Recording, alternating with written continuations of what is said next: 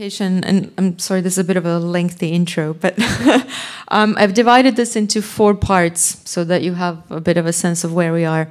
The first part will look at reorganization of space of the body.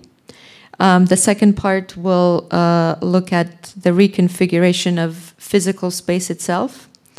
The third part will look at the reordering of spatial relations between body and objects, or body and space, or objects and objects.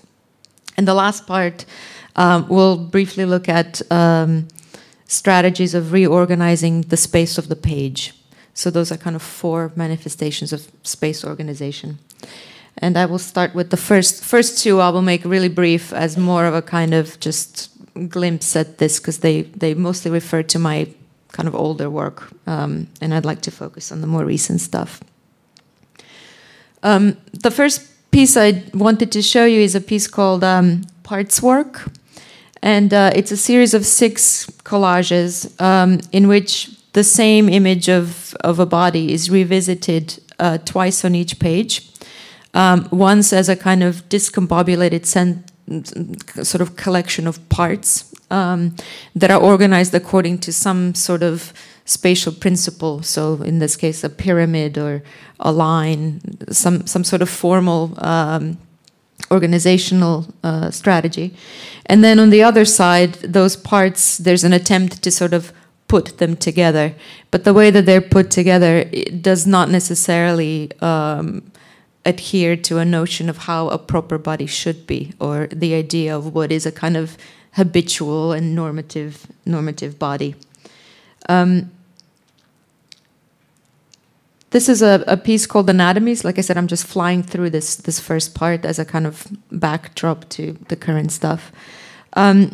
This is a series of 30 works on paper, and maybe it's useful to just mention that all of my works on paper, all the collage works, revisit or recycle in a way my own images from previous projects. So all the works on paper use as their source material either my existing photographs or video material.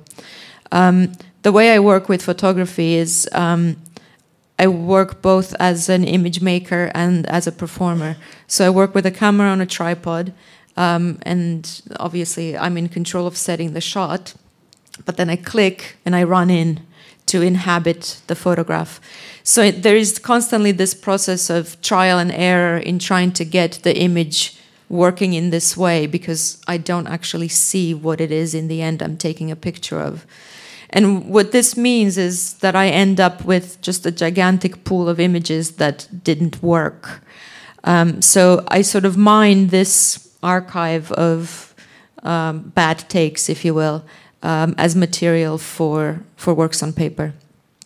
So for this piece, like I said, it's a series of 30 collages that always use the same image, and it's an image that you can see as one side of this. It's a set of arms and legs. So it's an image that originally was a photograph of me hanging over a fence, and I've just taken the head out. And then I flipped this image of arms and legs to sort of its mirror form. And the whole piece is a kind of a map of interactions between the set of limbs and its mirror image. So the body, in a way, gets kind of reconfigured as a sort of set of dances of itself and its mirror image. And in that kind of playful remixing of limbs, I think different kinds of associations are brought to the foreground that don't necessarily have to do with, again, a body proper, but that more refer to maybe diagrammatic sort of drawings of botanical plants, or diagrams of internal body systems, so that there is this kind of mixing of, it's clearly body and body parts that are represented, but the set of references that it evokes aren't necessarily that. There's people often remark that they look like also botanical drawings, or they look like plants or insects or something medical, and something you look at with a microscope. There's a kind of sense of miniature kind of mutation in a petri dish. And there's 30 of them, so there's a sense also of this kind of proliferation of versions of the same thing, and a kind of an abstracted alphabet, I suppose. This was part one. So in part two, I want to look at a few pieces of mind that deal with reorganization of the physical space itself. This first piece is titled This Here and That There, and it's an 8-hour durational performance piece, which I've done 3 times so far. These are images from the first incarnation, which was in Berlin in 2007. And it's a piece in which basically I work with 50 chairs for 8 hours, building and unbuilding different kinds of fictional and propositions, building sort of fictional scenarios in the water. So over the course of 8 hours, I'm constantly proposing reorganization of these very commonplace, ubiquitous objects. And each different configuration speaks to a sort of different sets of social relations that you can kind of project onto them. So some of them evoke public presentations, meetings, interrogations, always some kind of situation of either communication or conflict. Using this very sort of basic functional object as a chair, which is something that I sort of return to quite often, is very interesting for me in the sense that it is a very loaded object. It has many associations, but it also has this kind of invitational quality to it. It's sort of, you put an empty chair there and it's an invitation for somebody to sit down. But then on the other hand, an empty chair is also a kind of signal of absence and of departure, of somebody not being there. So I sort of like those two qualities, I guess, of a chair. On the one hand, something vacated, something absented, and on the other hand, the possibility of it being inhabited, the possibility of social interaction. And also the quality, you know, a lone chair is a kind of sign of, you know, it's a singular figure. 2 chairs is a community, is a society. So in this sense, this kind of possibilities of social space are continually being revisited. And the fact that this activity happens for a continuous 8 hours means that not any single one arrangement lasts for very long. So there's very much this feeling of a kind of a failure of this project, in the sense that these social spaces, possible social interactions are being proposed or flagged, but they don't really ever have a chance of becoming real spaces because each arrangement is dismantled pretty much as soon as it's finished. So really what people are watching in the course of the 8 hours is this continuous process of building and unbuilding, putting something up and taking something down, proposing and reproposing and unproposing.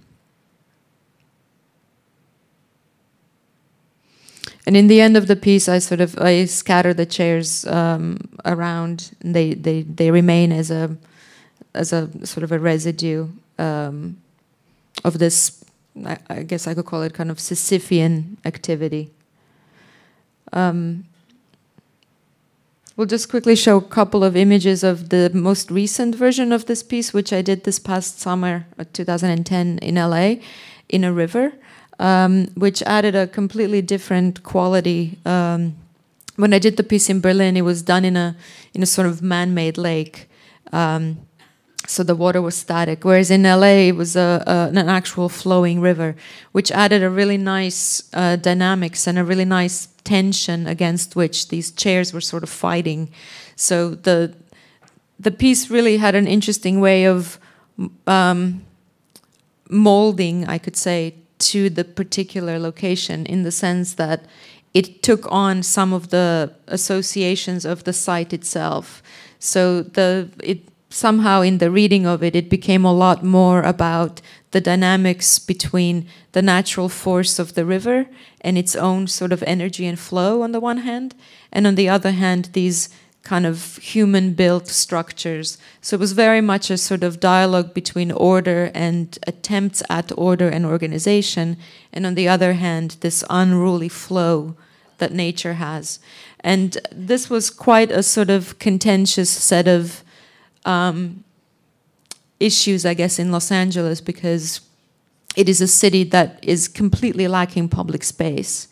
And there are a lot of conversations in the public sphere about the role of riverways and waterways as kind of the only public space in a way, because everything is commercial space and everything is private space. So this became, in a way, the river became the public space, which is what people were saying. Yes?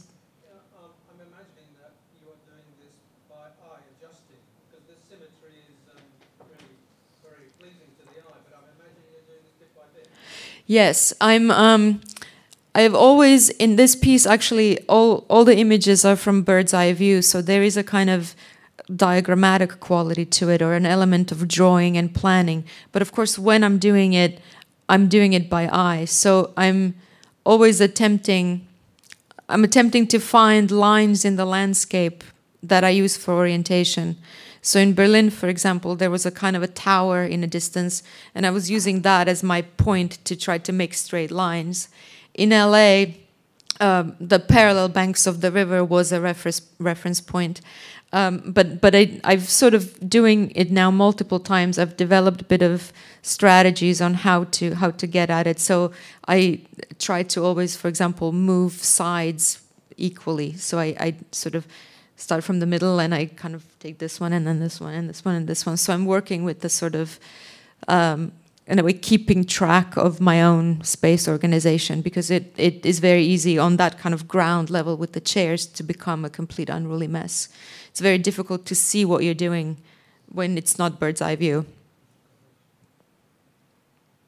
And some of them do work better than others, I have to say. Some of them do sort of... one thing maybe that's interesting in relation to your question is this is an improvised piece during the course of the day. I plan only the first arrangement and the last one. The first one is a perfect grid, sort of 5 rows of 10, and the last one is the scattered chairs. And everything in between is built along the way so it's making decisions as I go along, kind of thinking of on my feet, playing off of a previous arrangement.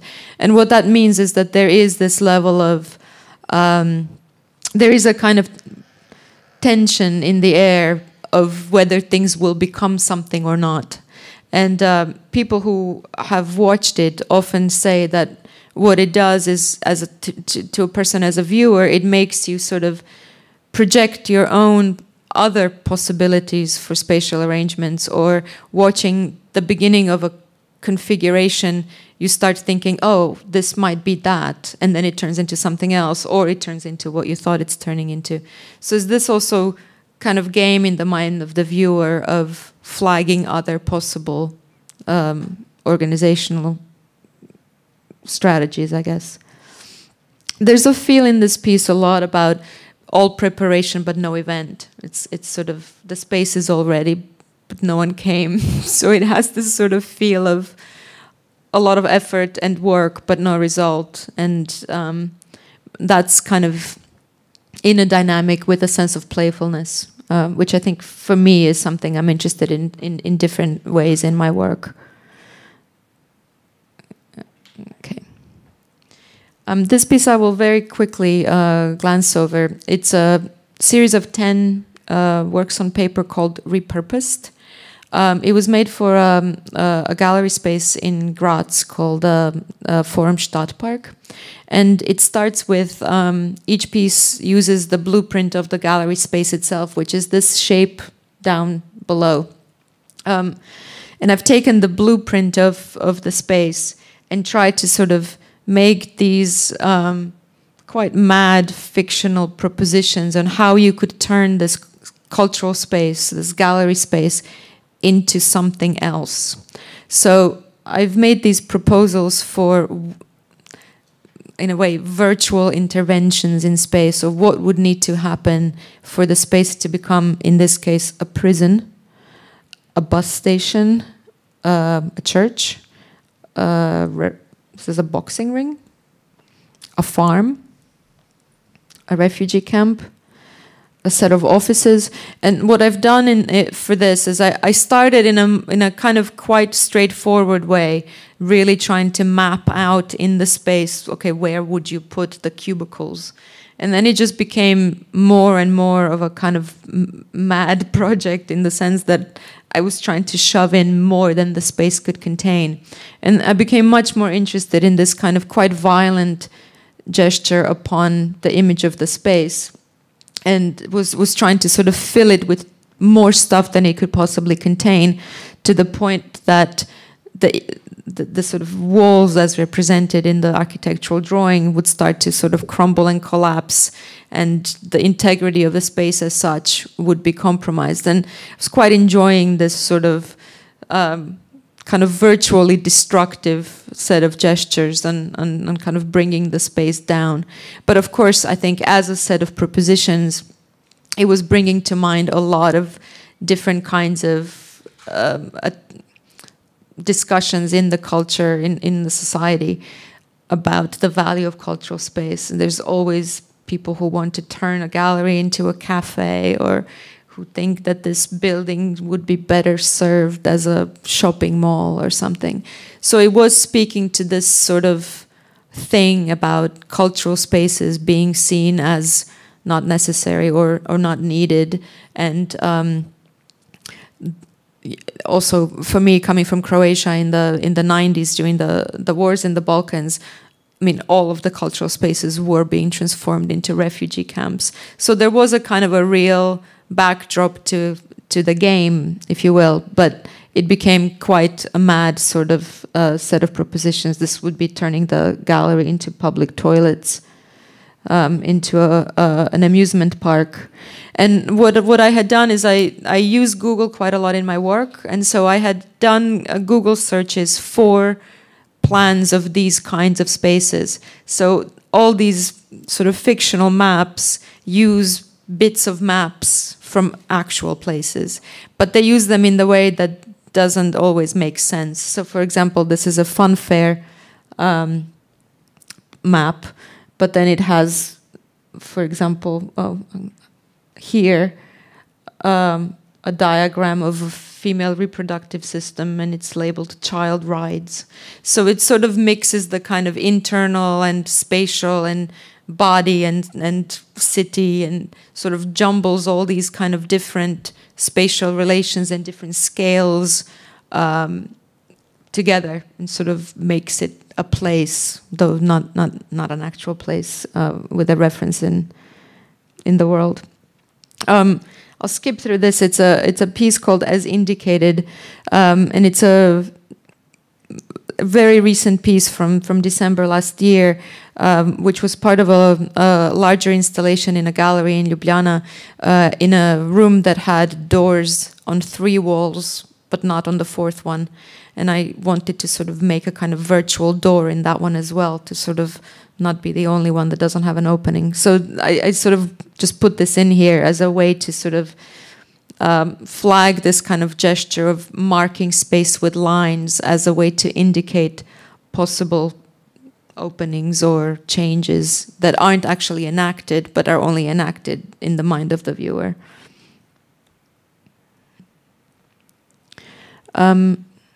I will skip this one as well. It's a strand of works in neon that use language as object. This one I put in here originally in terms of this conversation about space reconfiguration, because it places the viewer in quite a difficult predicament, in the sense that, I mean, it says from behind, and it is from behind, so there's a kind of literalness of language at play. But in order for the viewer to be sort of not in the wrong side of it, you have to be on the other side of the wall, which sort of puts a viewer in this kind of conundrum of not really being able to position oneself in a proper relation to the object, because the language is inverted, therefore the space of viewing should be inverted as well. Oops, this one. Okay. This is the third part, which is about reorganizing spatial relations, and this is the thing that I'm sort of mostly working with now. I will just glance at the time to see how I'm doing. Okay. This first piece I wanted to show in this section is a piece called Hiding, and it's a set of 10 images. I will cycle through them fairly quickly and then leave it on a kind of whole line of them.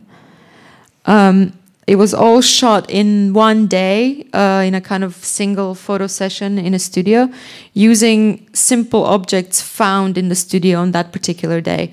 And I was sort of trying to play this game of, you know, hiding behind whatever was there in front of the camera.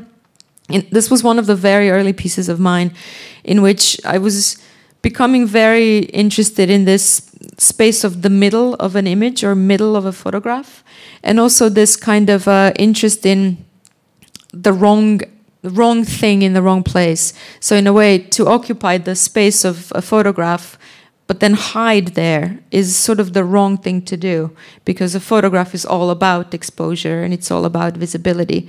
And one of the things I'm really interested in my work in all the different media is this kind of sense of wrongness, or this kind of something foolhardy. It's not the thing you should do or how you should do it. There's something a bit off. So this piece became a kind of also, I guess, a kind of an articulation of a certain sort of spatial problem, a certain kind of spatial impossibility, and that's an impossibility of occupying two places at once. Like I said earlier, I work with a tripod, so this was done in this kind of way where I would set the shot and then I run in and hide. And in a way, there was nobody taking the picture in the moment of the shutter going off. So there was this kind of dynamic of trying to be in two places at once, and in a way looking through while there was nobody there, and then hiding while nobody was looking. So I was quite enjoying kind of getting my head around this sort of set of paradoxes about looking and seeing and invisibility and hiding, and in terms of who is doing the looking and whether there is anybody doing the looking. And I think this piece in a lot of ways established for me a thing that I pursue still, which is a kind of skewed relationship between a human protagonist and a set of objects or physical space. So the way that I approach physical space and objects in it is always with this sense of wrongness. There's something, it sort of denies its regular function to the object. This is another set of fairly recent photographs called Packages. It's a grid of 10 images, and each of these packages contains me inside. So again, it's a kind of, you could say, a dysfunctional relation of a body to materials, to objects, in the sense that the body becomes the contents of another thing. And I was quite interested in this sort of spatial inversion of the inside and outside, in the sense that an object becomes a kind of a second layer of skin. It becomes a kind of an envelope for the body, a kind of another border, another sort of shield, I guess, between the body and the world.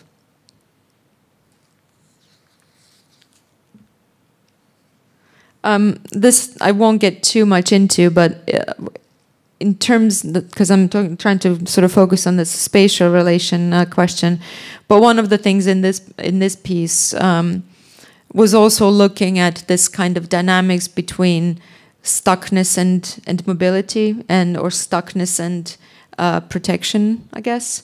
So in the sense that if one of the sort of gestures I've been pursuing in my work has been this kind of hiding from the space of hiding in the space of visibility, or shielding oneself from the gaze of the camera, here, the thing that provides that sort of protection from the gaze of the camera is at the same time the thing that traps you. So there is that kind of dual dynamics between something that is a kind of refuge, in a sense, at least in terms of visibility, but at the same time, that's the thing that sort of makes you really immobile or stuck. This is possibly a related set of a diptych, a quite large sort of chart-like piece called body chair charts, in which there are these different strands of images, each mapping out a transformation, a virtual transformation of a human body into a chair and then back. So it's a kind of a sort of Kafkaesque attempt at becoming an object. And the way I started playing with this on the paper was after realizing that a human body and a chair have exactly same number of parts, and you could play this game of equivalency. You could sort of replace one part for another and kind of still be even all the time. And then I was having a lot of fun creating these kind of hybrid states in between a sort of proper body and a proper object. So again, most of the time, there are these states of in-betweenness, sort of when a thing is partly human, partly object, or more one than the other. And I was quite enjoying playing this mental game of what could you do in this state or in that state, or what kinds of extra functions you acquire, or what kinds of things you compromise by being sort of intermixed with non-human parts. I've done quite a lot of work in this kind of vein, but I'm not going to show any more than that, where basically body parts are combined with either elements of architectural space or physical objects to create these kind of human, non-human hybrids. I will skip through this one in the interest of time. It's a set of images in which I'm sort of trying to disappear behind this pillar. But again, I don't see the image, so the body becomes really fragmented, as though it's falling into a space that you can't see, a space of the pillar.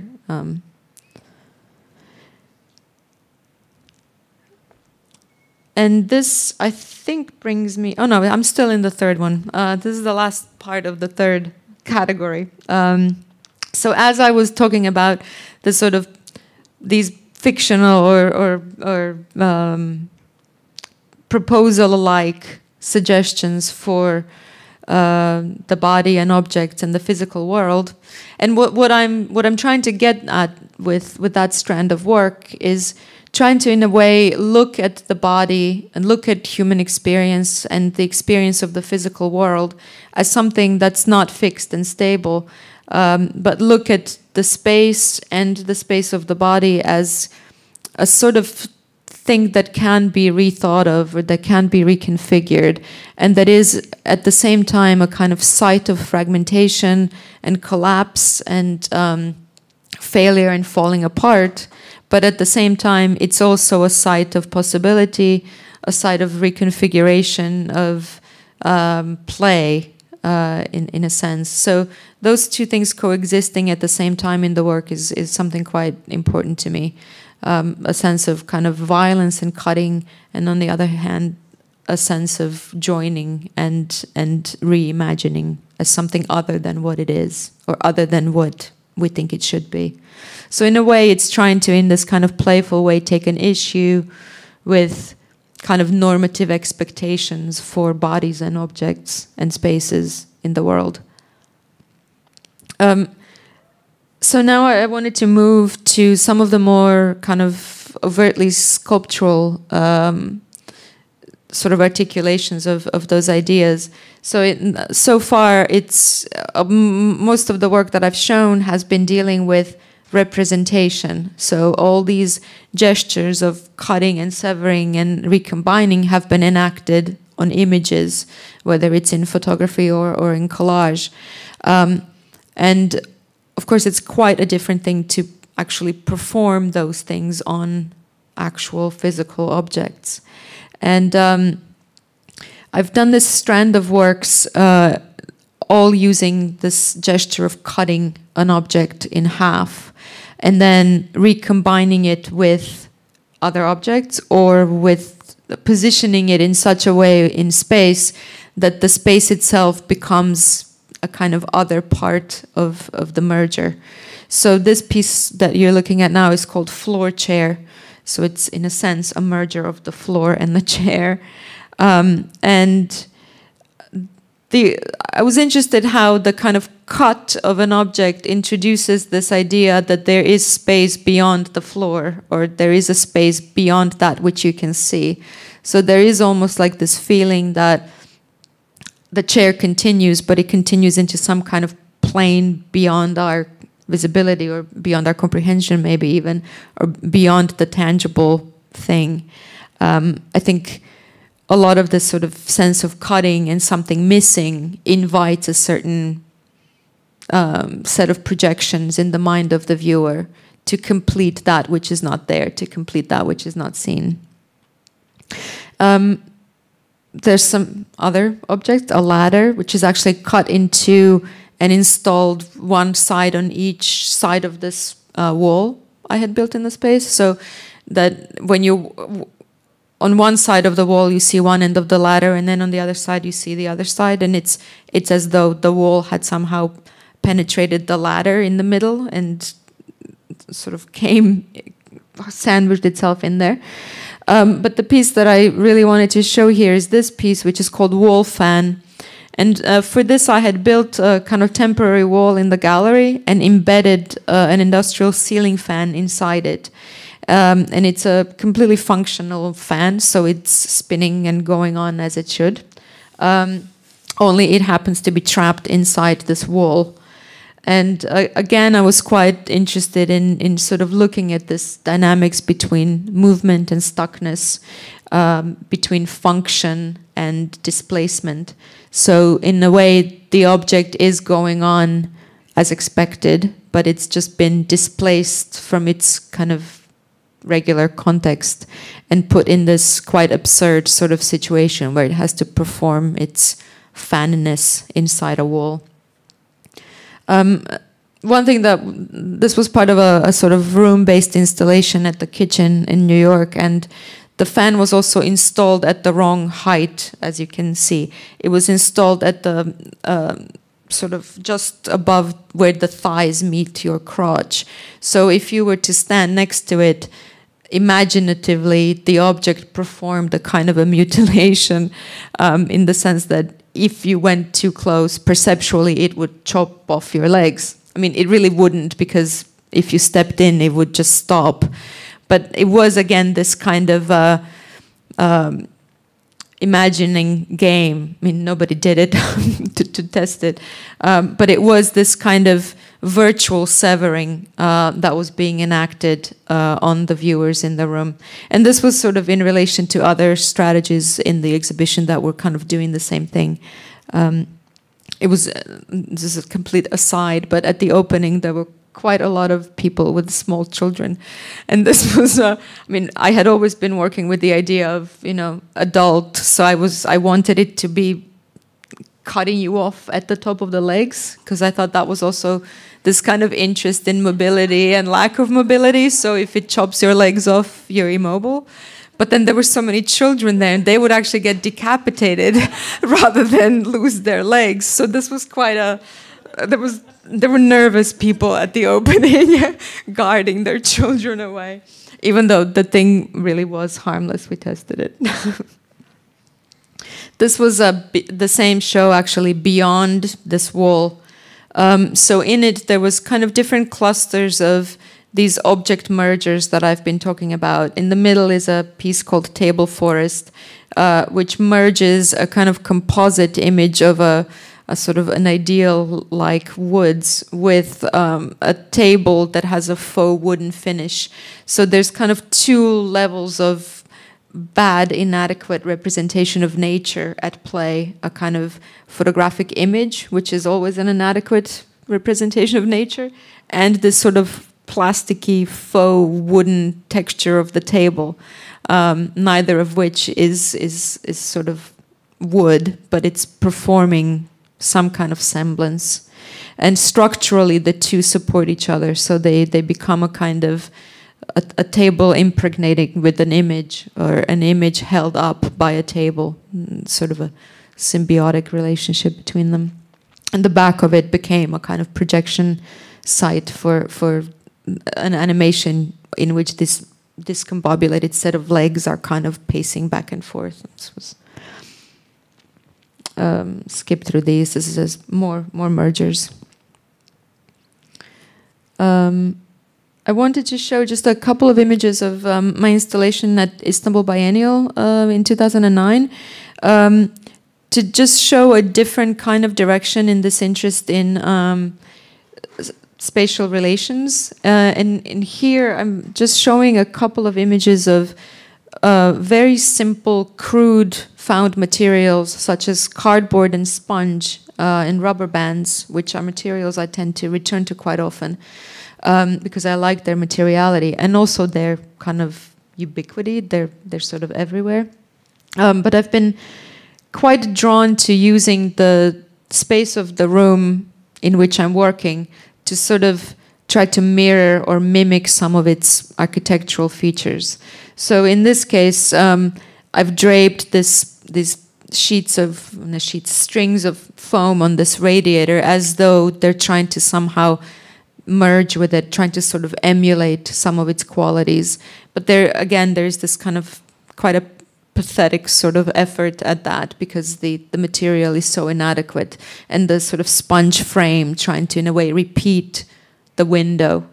There was the mark on the wall that you can see there was actually a pre-existing water drip, which when I arrived, they were quite eager to sort of fix for me, and I quite liked the water drips, so I wanted to continue it. So I used, again, these kind of sponge strips to work with what was already there. There's a kind of economy of means at play in this sort of work too, in that it uses quite minimalist interventions to sort of play. It's almost like being a bit of a parasitic presence in a space. In a sense, you take the space and you kind of become a parasite upon it, which I think in these floor sculptures made again of cardboard, trying to blend in with the floor in the sense that the texture of the cardboard becomes quite like the texture of this floor. The last piece I'll show in this section, and then I will just quickly say a couple of things in the last category. This was quite a recent installation in New York at MoMA PS1 last summer, where I also wanted to show you some of these, this piece in particular, which was a kind of, in a way, an imprint of a floor made into its double by this quite temporary second floor that's added on top. And this second layer of the floor is made of cardboard. So again, it's a very temporary, very ephemeral sort of mirror of the thing that's below. And when I came into this room where I was working, there were quite a few sections of the floor that had been cut out in the past for whatever reason, where the floor was mended or repaired. And there was a sort of discoloration of the wood that was used to repair it. And so I kind of wanted to do the same thing that was already done, but I used cardboard. So I don't know if you can tell, the section of the floor that has the piece on it also has a kind of cut lines where the floor has been replaced.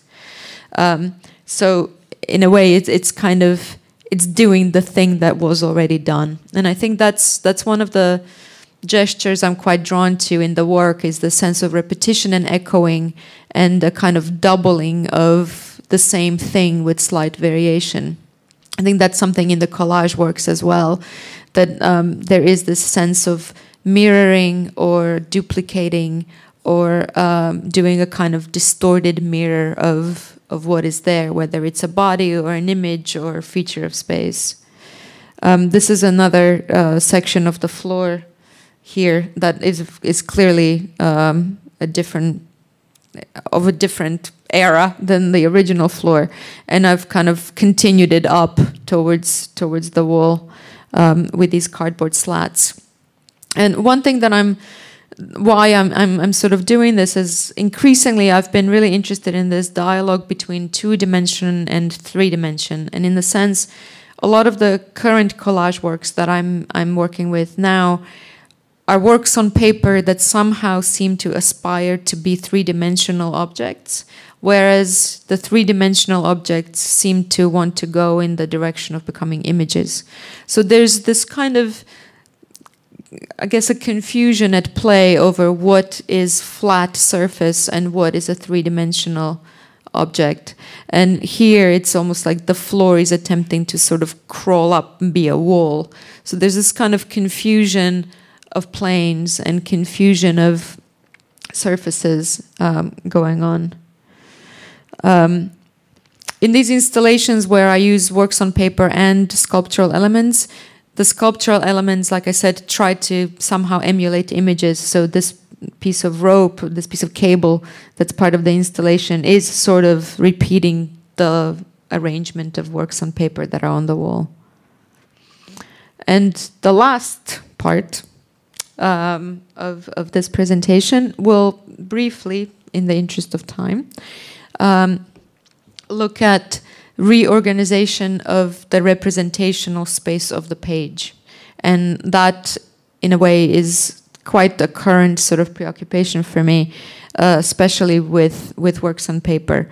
In this batch of works, I'm really, in the last year, I've become really excited with several kind of gestures that I work with, and they're gestures of folding and creasing and sort of flipping something backwards to sort of repropose and deal with the space of the page. So the reason I have this image up is, like I said before, I often use my pre-existing photo works as starting point for new works. So this is, you may recognize as one of the images from the Hiding photo series from 2003. And this image became a source material for a set of collages from 2009, which basically each use the same image in which a silhouette, I've cut a silhouette out, and then parts of the silhouette are folded out of the sort of borderlines of its silhouetteness and try to kind of leave the space of the figure, leaving open a kind of negative space behind the image of the body, which then again becomes either incorporated into the space of the body as represented, but then also the body tries to kind of get out of the confines of its objecthood, objectness, whatever I can call it.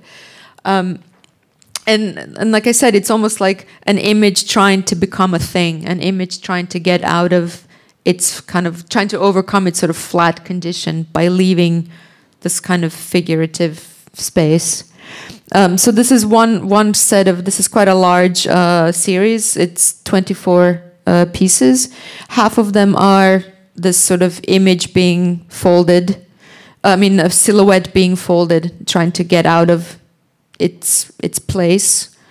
And another batch is the same image revisited, but this time it's the space around the figure that's folded.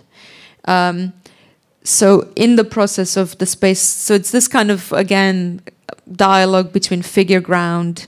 In the process of this space around the figure folding, both the space of the page is reconfigured as well as the space of the body.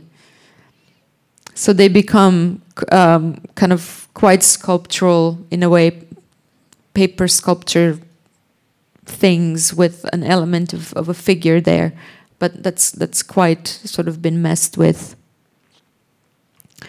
This is a recent piece as well called Pages Spread, and it's an installation of A4 pages, all of which have been cut and folded out so that they, in a way, spread out to take on larger amount of space than they were originally occupying.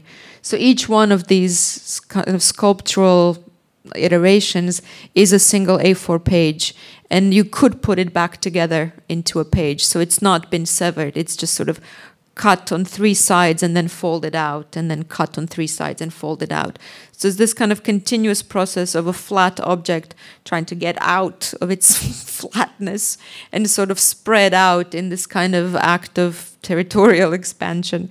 And I mean, of course, I was working here with these ideas of occupying space and territory and the kind of usurping the space that was not designated for you. I mean, you could sort of read the kind of more social and political implications of such a gesture. But on the other hand, I was also interested in this kind of two-dimensional object trying to sort of reassert its physical condition or reimagine its physical condition. And I think in this process, these pages become this quite, in my view, poetic sort of or puzzling conundrums that, you know, people have said they also have a kind of psychological connotation, in the sense that it's always the middle of the page that gets folded out. So it's sort of, you could say there is, on the one hand, it is a process of expansion. On the other hand, it is a process of kind of excavation of the middle out. And the middle always, in a way, gets vacated, which is something that I've been working with in the show at the Kunsthall here. This is the constellation of them. And I think this might be the last piece I wanted to show. Lost my notes. This is a very recent piece. It's from December. It's a set of collages in which one thing that probably makes sense at this point, since I've shown all this work, is that I tend to keep all the residue of all the works that I've produced. So, like I said, I take bad takes of photographs to use in other works. I also keep all the ghosts that I've cut out the figure from to use in the collage. So for this piece, I've kind of taken all this. I don't even remember. This might have been from the piece that I showed at the beginning, the parts work where the body is reorganized. So I've taken a bunch of these papers where the figure has been cut out and kind of layered them on top of one another to kind of create other kinds of figures whose borders are continually redrawn by the fact that the negative space isn't anymore the negative space of the silhouette, but it's the lines of where the silhouette ends and the negative space begins are kind of much more up for grabs. And the images of space underneath become part of the figure. So in a way, it performs this kind of deliberate mixing of the image of the space and the image of the body. And I'm really interested in this kind of sense of vacating the page or taking out the thing that should be the kind of representational thing, the figure, and allowing the negative space to become the space of representation by becoming space of projection, because you sort of always, you know, the negative space is never negative space. It's always a kind of a space of possibility, in a sense.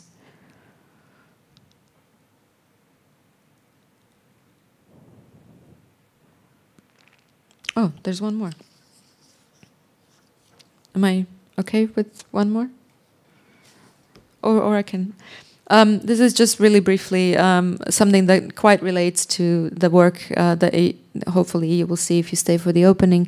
It is, again, quite a large series of 30 small works on paper in which I've taken a photograph and I've turned it backwards.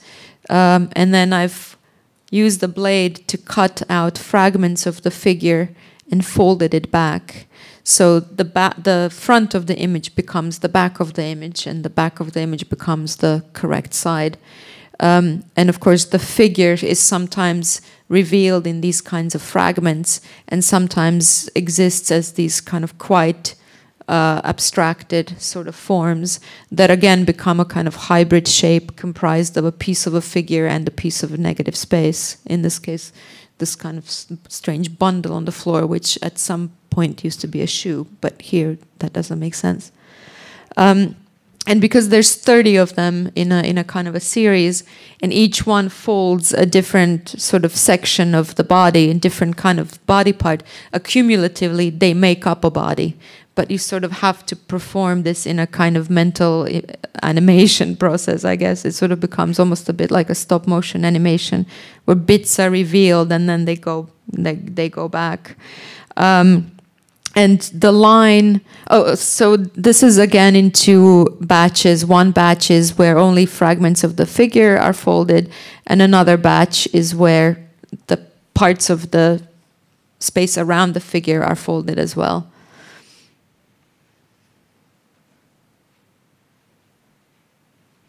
And this will be where I will stop. Maybe it's, rather than me doing any kind of conclusion attempt, I will open it up to see if there's any questions and sort of try to wrap that up all together. Okay, I have the microphone here. Thank you very much for a very interesting presentation, Vlatka. If you have questions or comments or thoughts upon the presentation, I will run around.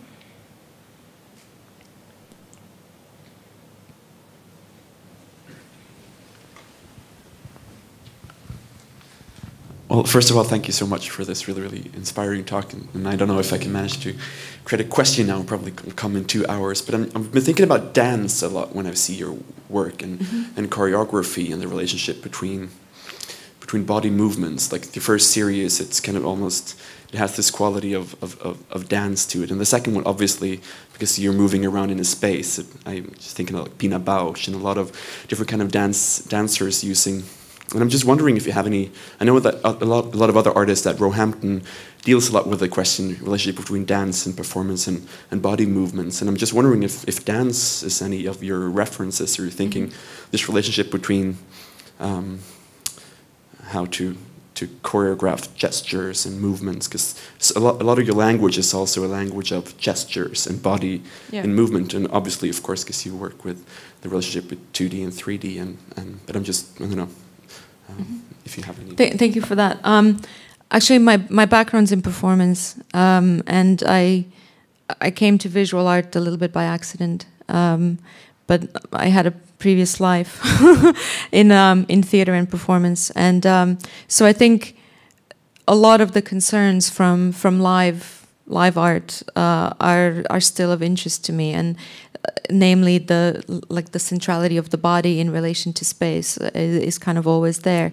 And I'm glad you picked up on the dance. I mean, that's something that kind of, I think, happened a bit organically and accidentally, but I think very much in terms of choreography, or in terms of, in a way, mapping out movement, whether it's movement on the page or whether it's trying to conceive of the movement of the viewer in a room in the way that you sort of deal with spatial relations and configurations. So I think that's very much a reference point and an interest for me.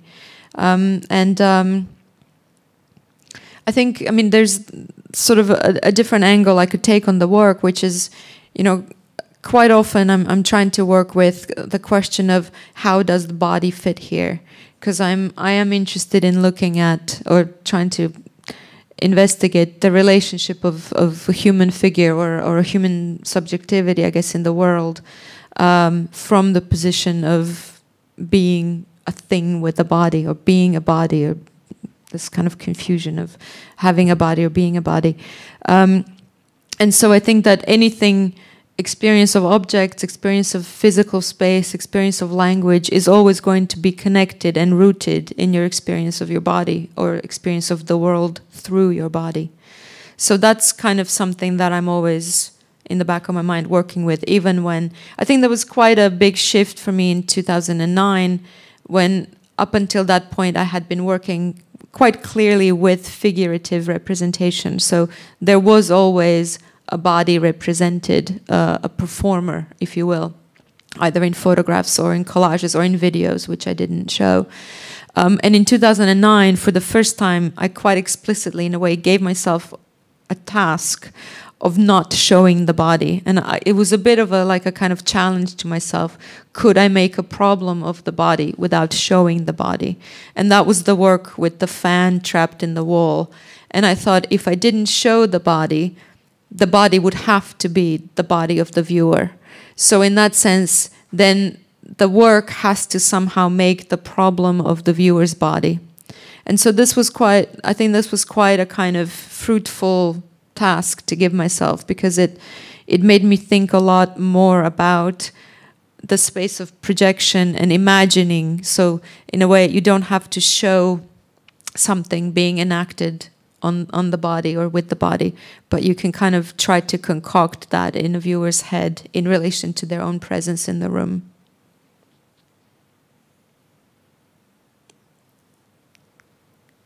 Are there any other questions or comments?